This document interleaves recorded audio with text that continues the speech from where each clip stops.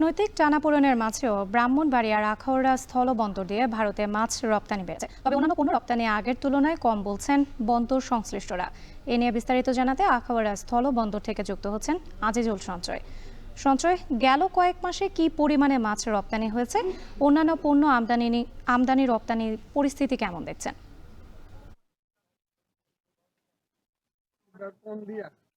রাত্রি আখাউড়া স্থল বন্দরটি মূলত শতভাগ রপ্তানিমুখী বন্দর হিসেবে ধরা হয়ে থাকে। মূলত এখানকার যে এখানে আসলে রপ্তানি তুলনায় আসলে আমদানি কম হয়, মূলত এটিকে রপ্তানিমুখী বন্দর ধরা হয়ে থাকে।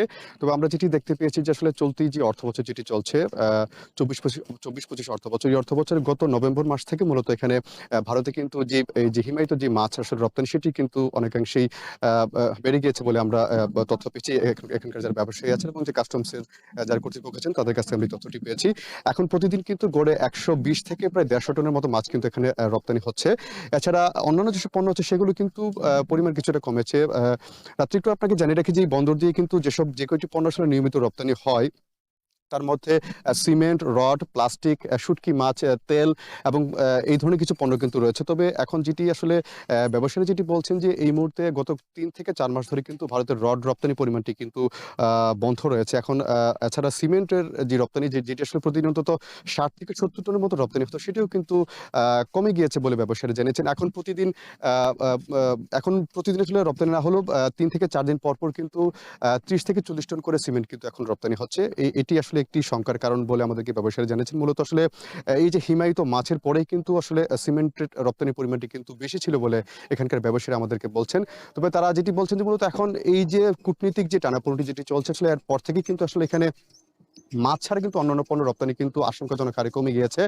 এর কারণ হিসেবে তারা বলছেন যে আসলে সেখানে যে উগ্র যে হিন্দুত্ববাদী যে সংগঠনগুলো আছে তারা কিন্তু বাংলাদেশ থেকে পণ্য আমদানি কম করার জন্য কিন্তু সেখানকার ব্যবসায়ীদেরকে কিন্তু চাপ দিচ্ছেন বলে আমাদেরকে এই আক্রস্থল বন্দরে যারা ব্যবসায়ী আছেন তারা কিন্তু বলছেন। তবে যেহেতু আসলে ত্রিপুরাতে যেহেতু আসলে মাছের সংকট রয়েছে এবং সেজন্য আসলে তারা কিন্তু মূলত আ এই এই বাংলাদেশ থেকে কিন্তু তারা কিন্তু আসলে মাছ নিয়েই কিন্তু আসলে তাদের সেখানে মাছের যে যোগান সেটি কিন্তু দেয়া হয়। যার ফলে আসলে তারা অনেকটা বাধ্য হয়েই কিন্তু এই আখড়স্থল বন্দর থেকে কিন্তু এখন তারা মাছের কিছুটা বেশি পরিমাণ নিচ্ছেন। এখানকার ব্যবসায়ীরা বলছেন যে মূলত শীতকাল এলেই কিন্তু আসলে এই বন্দর দিয়ে মাছ রপ্তানির পরিমাণ কিন্তু অনেকাংশেই বেড়ে গিয়ে যায়। যার ফলে আসলে এখন এখান দিয়ে কিন্তু প্রতিদিন ১২০ থেকে ১৫০ টনের মতো মাছ রপ্তানি হচ্ছে, যেটি আসলে আগে ছিল ৬০ থেকে ৭০ টনের মতো। তবে ব্যবসায়ী বলছেন যে আসলে এই যে কূটনীতিক যে অস্থিরতা যেটি চলছে সেটি যদি আসলে কেটে যায় এবং সেখানকার ব্যবসায়ীরা যদি আসলে তাদের ওইখানকার যদি আসলে চাহিদা বাড়ে সেক্ষেত্রে এই যে অন্যান্য যেসব পণ্য আছে অর্থাৎ রড, সিমেন্ট, প্লাস্টিক, শুটকি মাছ, তুলা, তেল সহ এই ধরনের পণ্যগুলো কিন্তু আবারও বেশি পরিমাণে রপ্তানি হবে বলে এখানকার যারা ব্যবসায়ী আছেন তারা কিন্তু আশা প্রকাশ করছেন এবং সেজন্য আসলে তারা সেখানকার ব্যবসায়ীদের সঙ্গে নিয়মিত কিন্তু কথা বলছেন, আলাপ আলোচনা কিন্তু চালাচ্ছেন। রাত্রি আমার কাছে এই ছিল আখাউড়া স্থলবন্দর থেকে এখানকার রপ্তানি সংক্রান্ত সবশেষ তথ্য। আখাউড়া স্থলবন্দরের আমদানি রপ্তানি পরিস্থিতি নিয়ে বিস্তারিত জানাচ্ছিলেন সহকর্মী আজিজুল সঞ্চয়।